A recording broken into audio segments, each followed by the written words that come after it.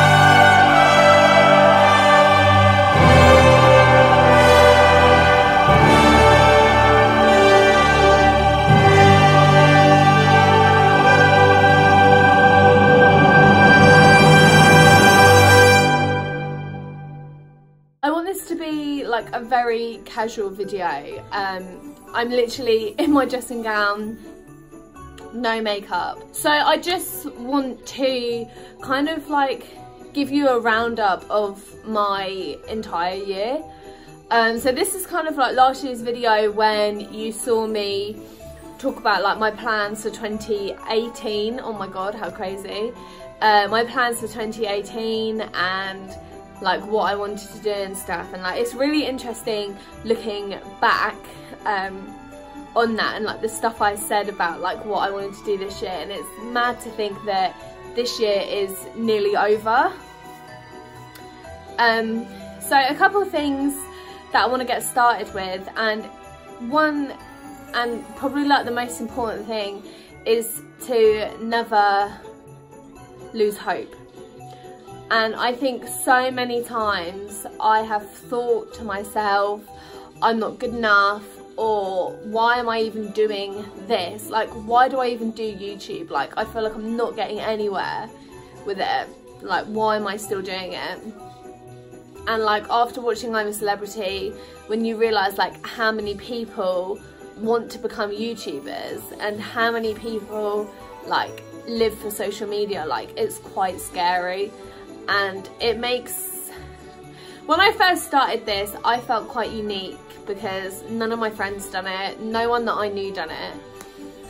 And now it's kind of like so many people want to become YouTubers, and I just feel like it's not unique anymore. Like it's hard to get yourself established and to get yourself known. It's fun, and I love doing YouTube. I love filming videos like this. I love filming like vlogs when we go out, when we go away. They're probably my favourite, I'm not gonna lie. Just like everything really, I love it, and it makes me feel so confident in myself, and it's a type of confidence that I've never had before, ever. When I sit here and I talk to the camera, there's nothing standing in my way as such, and I don't know, I feel myself and I feel real, and then back to the world. So anyway, enough about that. I just wanted to like reflect on this year really. I've done so much stuff, which again I'm so grateful for. So January and February we had so much bloody snow, it was absolutely ridiculous. I feel like January and February are a bit lost, because I feel like January is such like a blues month, like everyone literally like hates January. Sorry for everyone that loves it. But I remember we went away for my boyfriend's 21st birthday. How crazy is that? That seems so long ago. And looking pictures of me now and then, like I just look so different. It's absolutely crazy, like so crazy. So yeah, we travelled down to Bristol for that. That was mad. That was a really good weekend. And then February, I honestly don't remember much in February. I went out for Emma's birthday meal. And then we went to town after that, I remember that, and I was literally so drunk. And then the day after was my sister's birthday and I had to go out for dinner. And then my dad's birthday as well was in February. That was also Tommy's birthday, and we actually went out the night before. We went to Windsor, and then the next day I had to go to Attic. Oh, what am I saying? I had to go to London and go to, like, we went to the ABBA Museum, and I was literally hanging out of my arse. And then shortly after that was actually Luke's birthday. We went down to Southampton. Southampton was probably my absolute bloody favourite trip ever. Like, I loved it so much. It was so good. We all got on so well and everything. And then March rolled around and I ended up going to Africa. I was so bloody nervous. It was the most nerve-wracking thing I've ever done in my life, but it was so good. It felt so good to get out of Wickham, to get out of England, and to do something that helps other people. It was really fun, and it was really eye-opening as well. It makes you appreciate what you've got here, and it makes you appreciate how much we have available to us when other people don't even have basics, really. So yeah, that was a really eye-opening trip, and I really loved it. I'm actually looking to go back again next year to go see Alex and all of my little favourite children at Amasiko. If you want to check out the Africa vlogs, I will link them in the description down below. What else? March, April, May, all the same shit, just working literally every day, working 7 days a week. How crazy is that? I wouldn't call myself a workaholic because I hate where I work, but the money's decent, and yeah, it's literally down the road from me. But I would say that this had such a knock-on effect on my life, and I never want to go in that position ever again. I felt so low, and I felt so low and so lonely at this point in my life, where I was just thinking, like, I don't even want to talk to anyone right now, like, and it got to a stage where I hated who I was, and I hated the person that I felt like I was, and it was really, really hard to accept, like, that this was how I felt. Like, I am such a person that bottles up their emotion, like, all the time. Like, I don't really, I'll talk about, like, situations, but I will never talk about how I personally feel. I find it very uncomfortable, and, like, I don't like people knowing, like, that weakness about me. And I think that when I get in this position, it makes me freak. Like, I do, like, irrational things, and I don't know, like, at this point I just felt so lonely, and, like, I felt like I didn't really have anyone there. You know, when you get in, like, that certain mindset and you just feel like no one likes me, no one loves me, like, why am I here? And it's such a big insecurity of mine. Like, I always question things like that, and I always feel way too deeply about it, and, like, it's horrible. And, like, I just always think, like, if I wasn't here, like, no one would know, and it, like, just shit like that. And it was horrible. Like, it was a horrible, dark time. Obviously, in presence of others, it was day-to-day life, like, happy day-to-day life. And I think for me, like, it was really hard, like, to go, like, it was really hard, like, to be in that mindset, and, like, I'd never want to go back there, like, anytime soon, to be honest. I don't know, I just didn't feel comfortable in myself. I didn't want to be me. But I think I kind of grew out of that. I learned to kind of accept who I was. I just grew a thicker skin. and just bounce back, really. So that was them, and then we move on to happier times, and we hit summer, and summer was absolutely great. Like, we went on holiday to Ayia Napa. Obviously you can see the vlog down below. So that was really, really fun. I had a really good holiday. And then we came back and had a week off, and this was the week that everybody thought that I had turned into some like alcoholic because I think it was one day me and Eva went up the pub, and we were there from like 12 o'clock, and everyone was just like, wow. But no, it was really fun. It was like, it's summer, innit? Like, you just want to go to a pub and just like sit around and like do nothing. And then we kind of rolled back round, and then I had my birthday. Do you know what? I actually had a really fucking shit birthday. Like, I'm not gonna lie. So one, I woke up on my own. So my boyfriend at the time was working away. I can't remember where he was working. Can't remember. But he'd gone away. I think it was like he'd gone for like 6 days or something. And it was my birthday, and I was so upset, like so upset. Like, I know it's not like a big birthday, like, but still. And then so woke up on my own. My dad went to work. My sister had been out the night before, so she was hungover, and she didn't come home until like 2. Yeah, so I didn't have like a great start to my birthday. I literally like sat and cried on my birthday because I just felt so lonely. Like, not how you want to spend your birthday, but okay. Yeah, but then we went out that night, and it was great.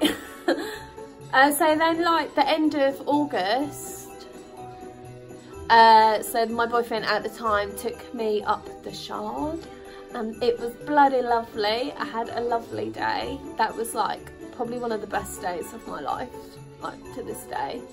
And in September, so me and my family went on a little holiday. You can see the vlog as well over on my vlogging channel. And this was like such a good time. I had such a good time. I just forgot everything. And after this, I felt so happy. Like, I was buzzing. Like, I was so like elated that I just wanted to live my life, and like I just wanted to get a new job, move out, and like I had all this ambition. And then sadly, I went back to work. And again, like, it's just working in retail, it's just like, it's horrible for anyone that knows. So yeah, and then like October rolled around. We went to Amsterdam, which was lovely. We all went for Charlie's birthday, so that was really nice. Had a really good time actually. I really want to go back. And then November comes. Now, I've never been a fan of November anyway. For those that know me like on a personal note, like, some people might not know, because it's not something that I genuinely talk about often or that gets brought up often. But my mum passed away 17 years ago on November the 14th. And like, to this day, I just hate November. I hate the month of November. Like, it's awful. And like, it still makes me upset, like, thinking about it and everything. Obviously it was such a long time ago now, but so it was that day, and I was feeling a little bit shit anyway, like a little bit like sad here and there, and I had to go to work anyway. And then I come home on my break, and my dad gets a phone call to say that my aunt's had a stroke. And like, do you know, first of all, like, I wasn't too worried, because I know she'd had like a little stroke like 4 or 5 years ago, and she was fine. So I thought, oh, like, it might just be that again. Yeah. But I don't know, something in me just had a bad feeling. And this is like the same day that my mum had passed away, like all them years ago. The next day, we get a call saying that like it doesn't look good, and like we better come down to the hospital. I think that was like the hardest day of my life. So hard. I think the thing that definitely got me the most was it was so out of the blue, like so out of the blue. Like, she was literally cleaning the windows, and then she sat down and like it just happened, like it was so random, so out of the blue. And then yeah, I think the hardest part as well for me was having to tell my sister. Oh yeah, I forgot to mention. So my sister went travelling. So she started off in Sri Lanka, she went to India, can't remember, she's in Thailand now. When I'm recording this, she's now in Thailand. But at the time of when my aunt passed away, she was in India. And I just felt so sad for her, like, because she wasn't here. And like, she wasn't able to say goodbye properly. And like, I think that's so really hard to like accept. The fact that she's like out there alone as well. And I just want to give her a massive hug. But yeah, and sadly, like, life doesn't stop. Like, you have to keep going. And I think like with that happening, it kind of opened my eyes, like,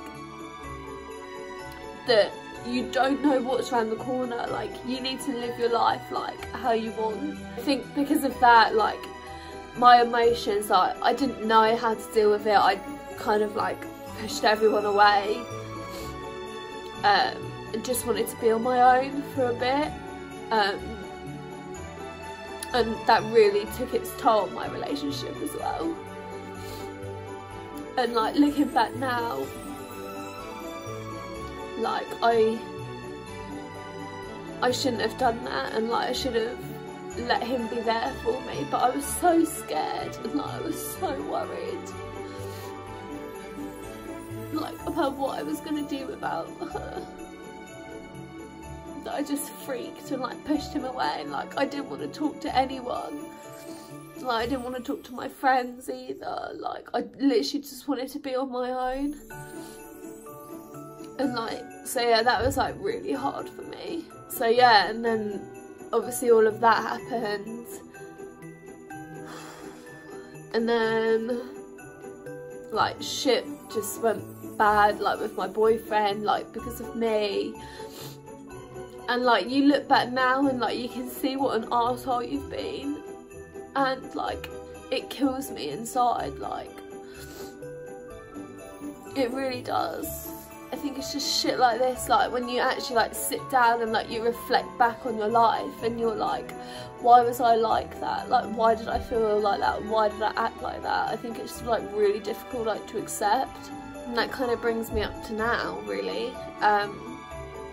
We had the funeral a few days ago, actually. It was about 5 days ago, and it was a lovely, beautiful service. It really was. She would have loved it. Like, you know, like I said to my dad, I said this to my dad, like, because we had it at the, we had the wake at Hazelmere Golf Club, and like, it was all done up so pretty, like, for Christmas and everything. It was all purple and gold, and like, it was just so nice. And like obviously, like, you saw like her husband, like my uncle, and like, you just like expected her to like walk in the room or like walk over to come and talk to you. And like, it was like,